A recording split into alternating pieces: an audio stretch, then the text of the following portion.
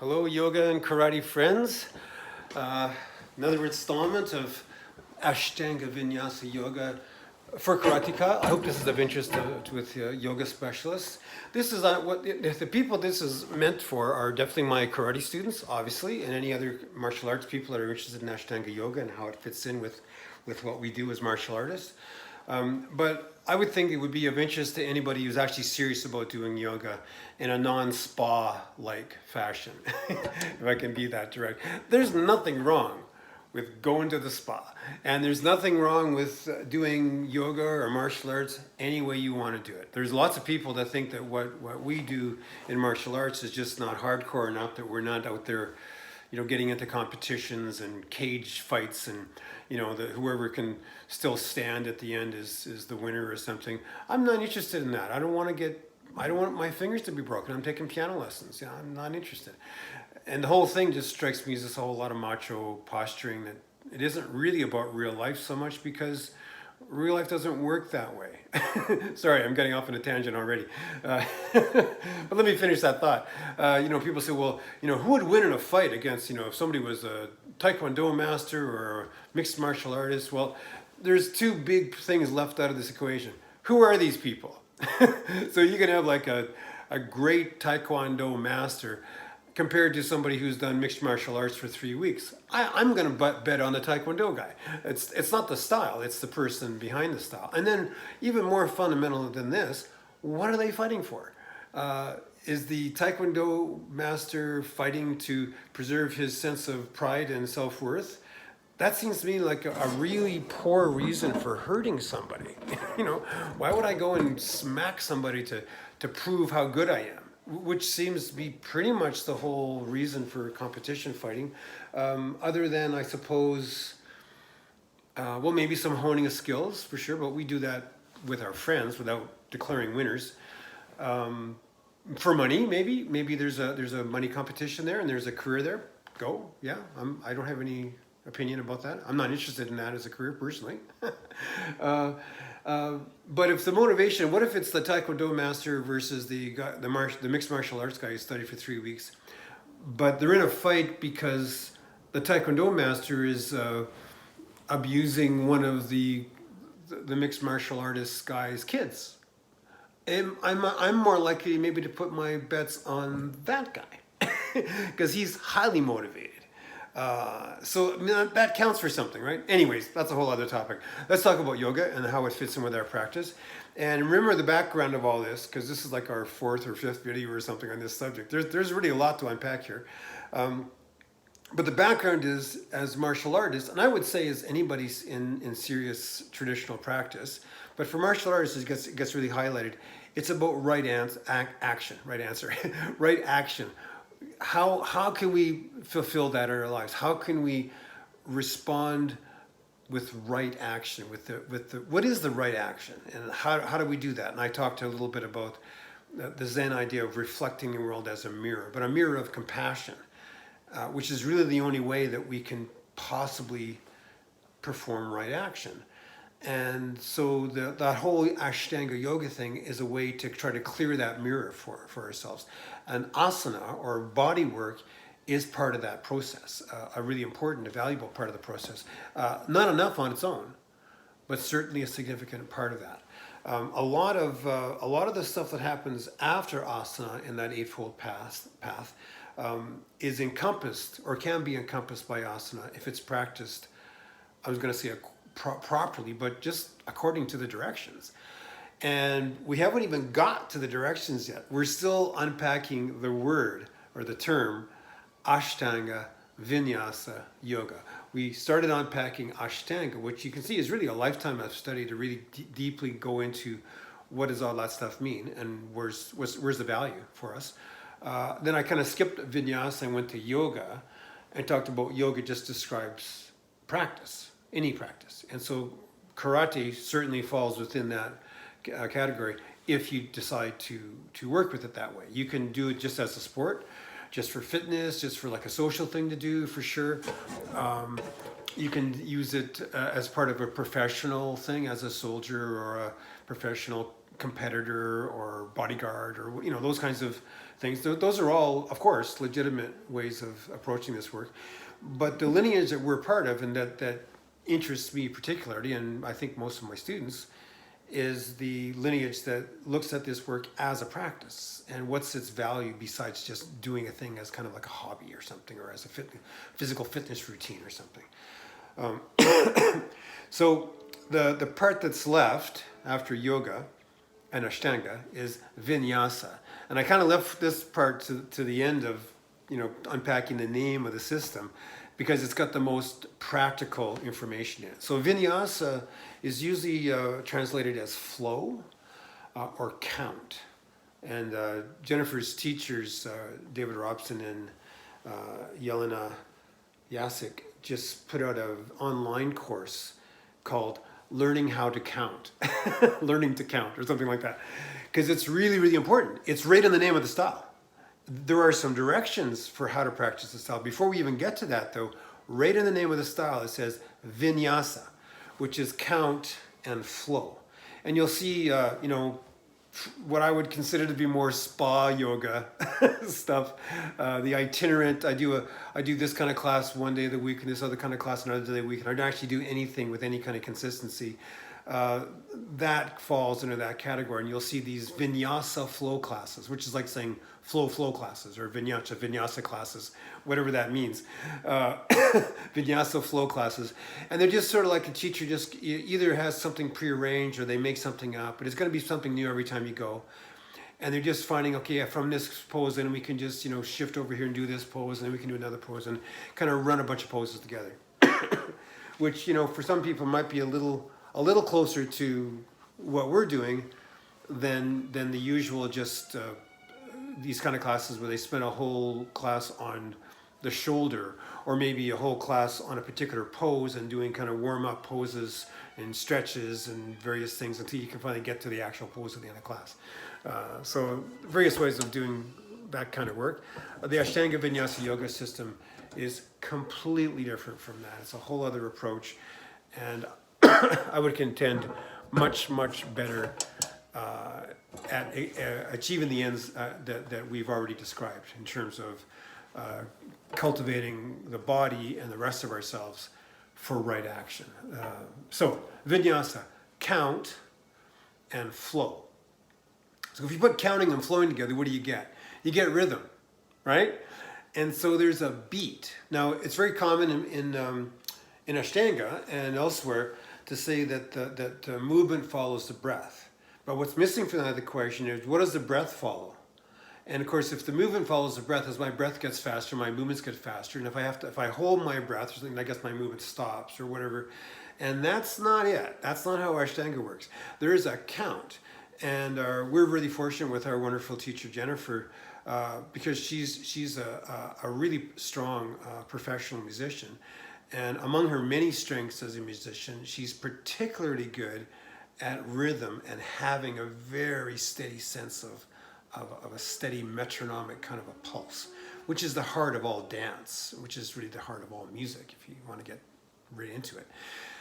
And so when she counts, if she says, breathe in, 2, 3, 4, out, 2, 3, 4, it's really good. I'm a musician too, and I'm like, that's really good.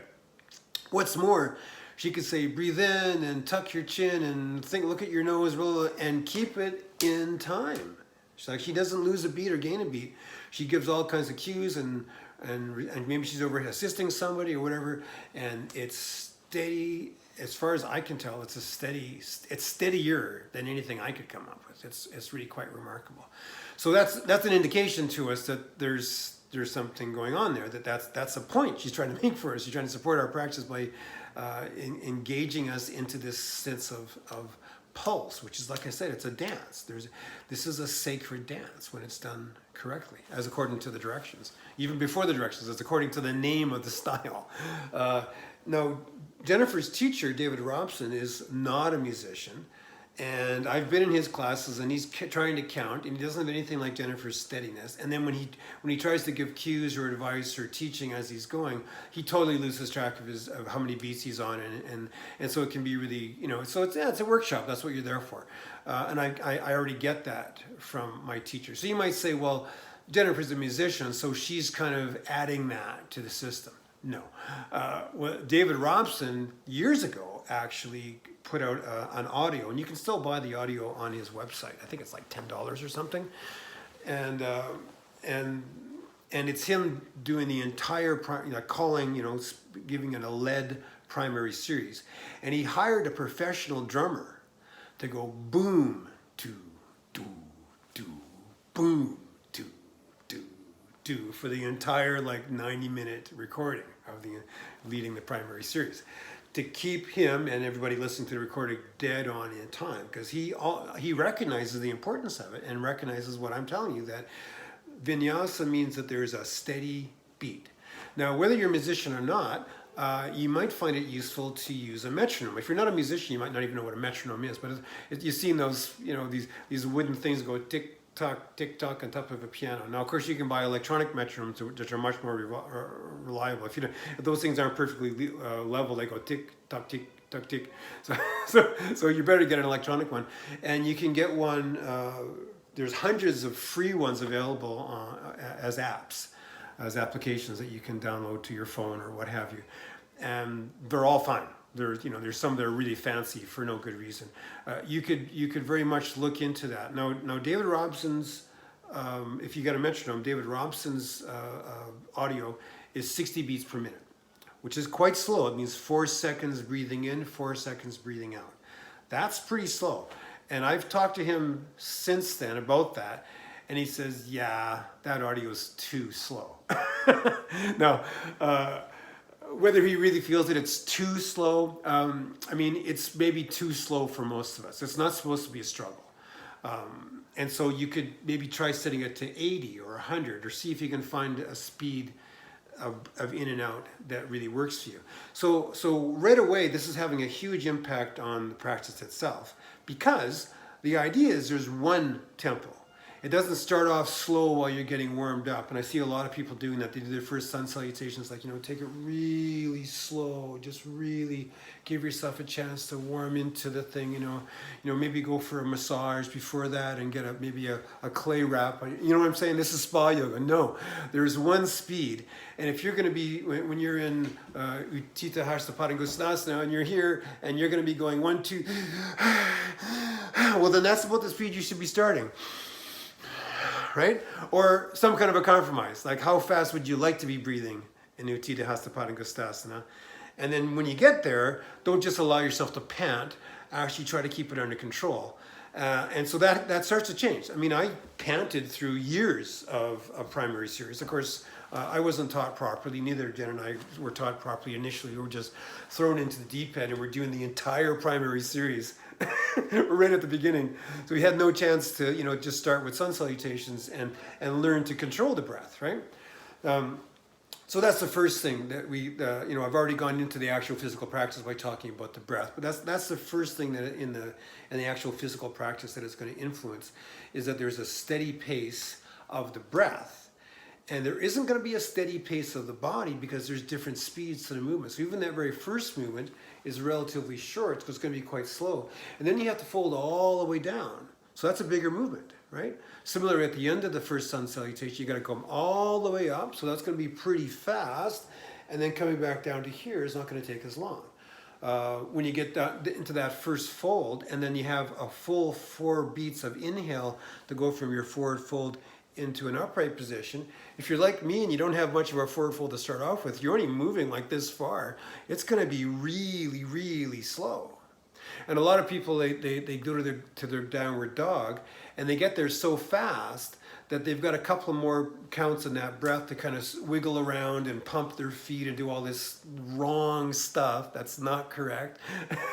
And you should just be getting to the lowest position of your heel on the last beat of the inhale, and then you go to the exhale for the. Is that right? Or do we inhale or exhale? I can't remember. I'm sorry.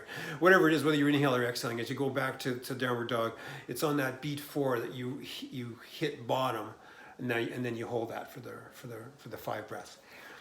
So I'm getting a little bit ahead of myself because there's more to say about vinyasa itself. Vinyasa flow, so that's the steadiness, and that's what I'm talking about. That there's a metronomic thing, and it can be very helpful to put a metronome on, or buy David Robson's audio.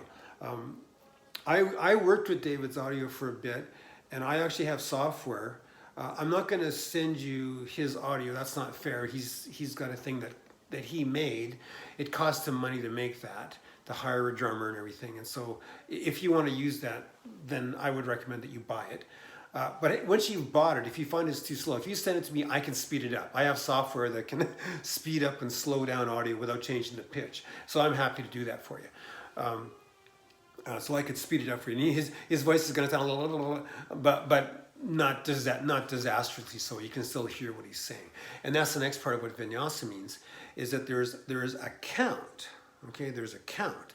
And the count includes the Sanskrit count and the English count. And they do it in English in Mysore, India, by the way, where the current home of the system. So that's how we do it. It doesn't matter if you're from Norway or from Italy or from South Africa.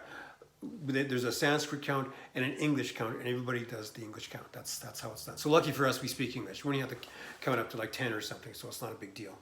Mostly just a 5. So there's a Sanskrit count, and the Sanskrit count starts at the beginning of a breath. Sometimes an inhale and exhale, sometimes just the beginning of an inhale or what have you. But there's specific places where that Sanskrit count happens, and we have to be doing that correctly. And that means that internally, not spoken aloud, but we're saying that sound in our head. We're saying ekam, 2, 3, 4, dwe, 2, 3, 4. And Jennifer recommends that we say 2, 3, 4, that you say those numbers in your head.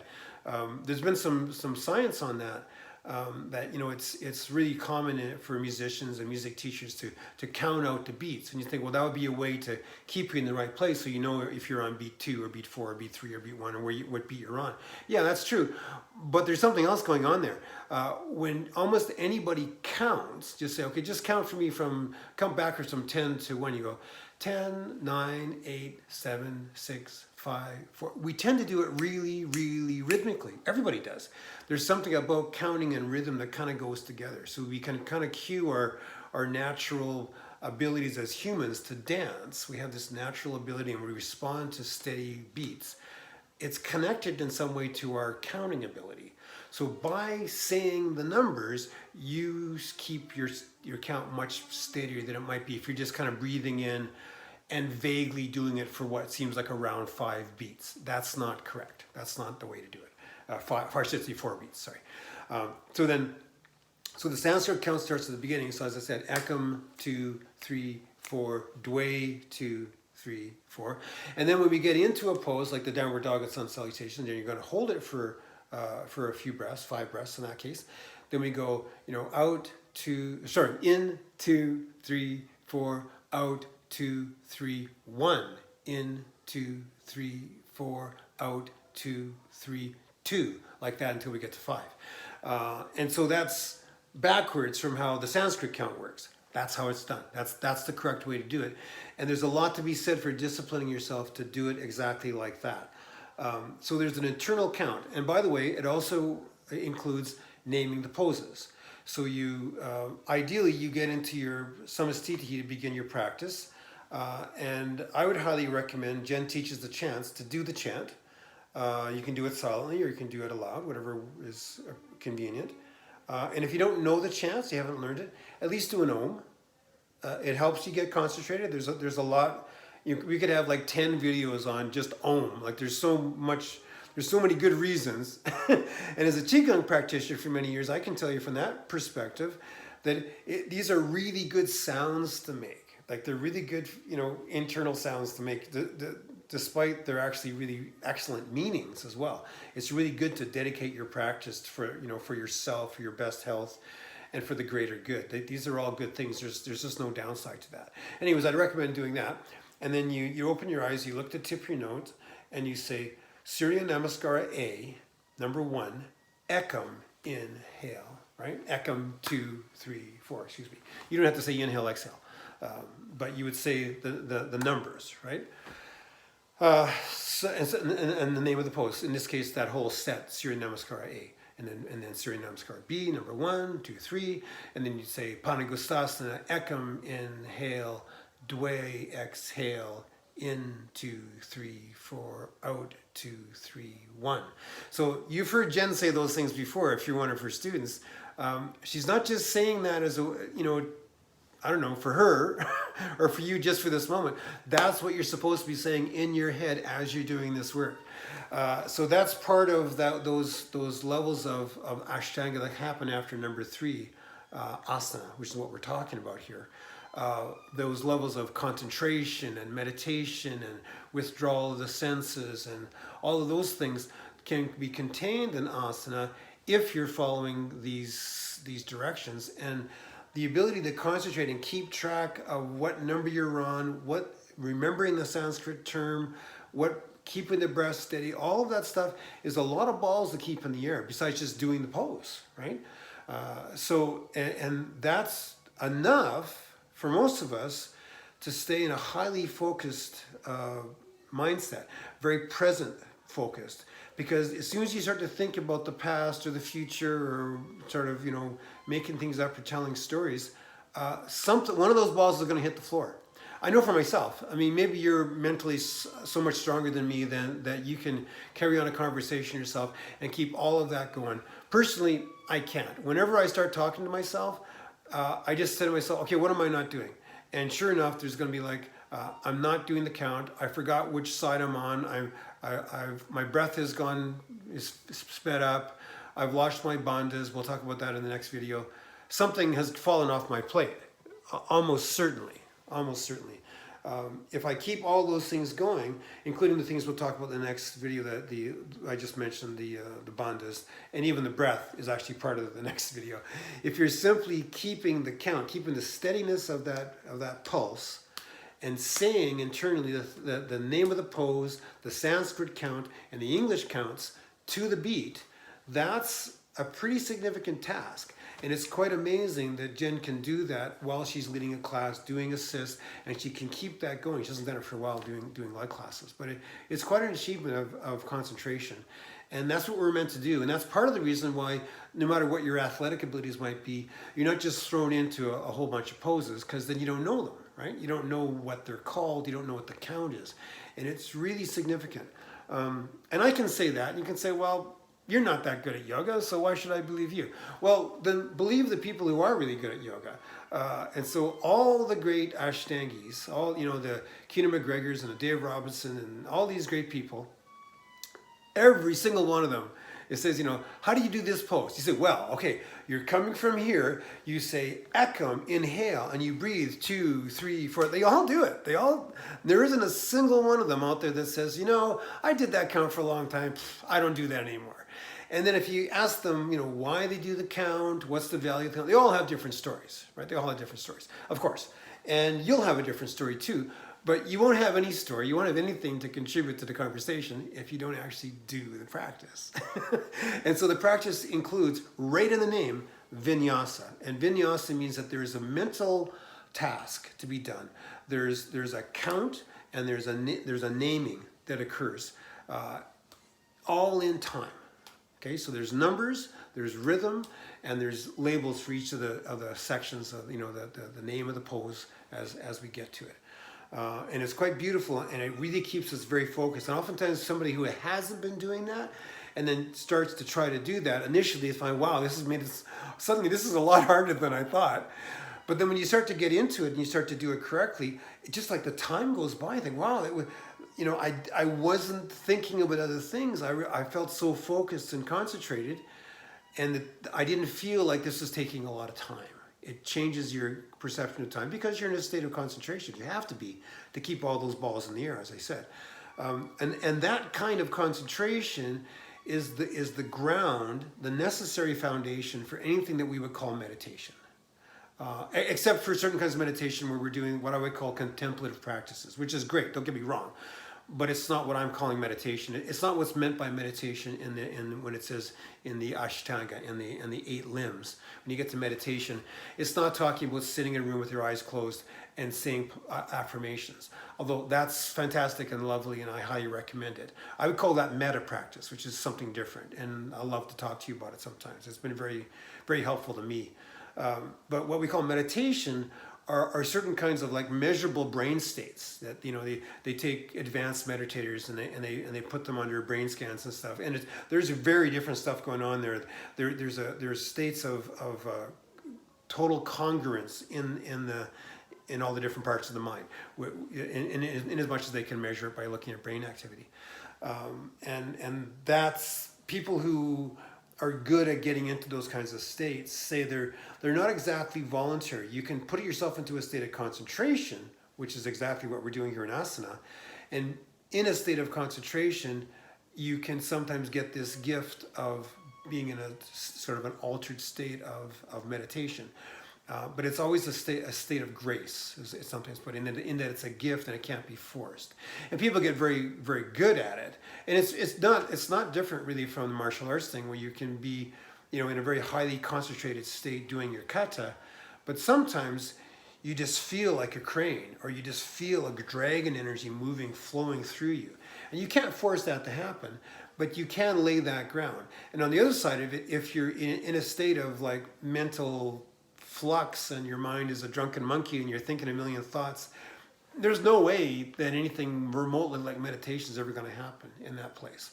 And on the other hand, if you're in a state of high concentration, meditation may happen, but even if it never happens, you're in a very healthy state. It's really a vacation, because you have no time to think about anything that's troubling you. You're too busy, you're booked with the vinyasa part of Ashtanga Vinyasa Yoga.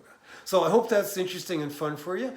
And I can tell you that if you have any questions, count, I have no idea what the count is at this point. If you ask Jennifer, she would be delighted to tell you, because she's dying for everybody to do this properly. And I know she carries it very well, because her teacher, David Robson, is like militantly has been trying for years to get people to do this properly, to follow the count and say the Sanskrit words. And Jennifer is like his favorite student in that regard, because she wants to do it right and she does it right. And any doubt that she's ever had over the years, she's contacted him. He has hundreds of students. He gets right back to her, because yes, there's somebody who actually wants to do it right. So if you want to do it right and you have a question, let Jennifer know. She would be delighted to help you. Thanks, everyone.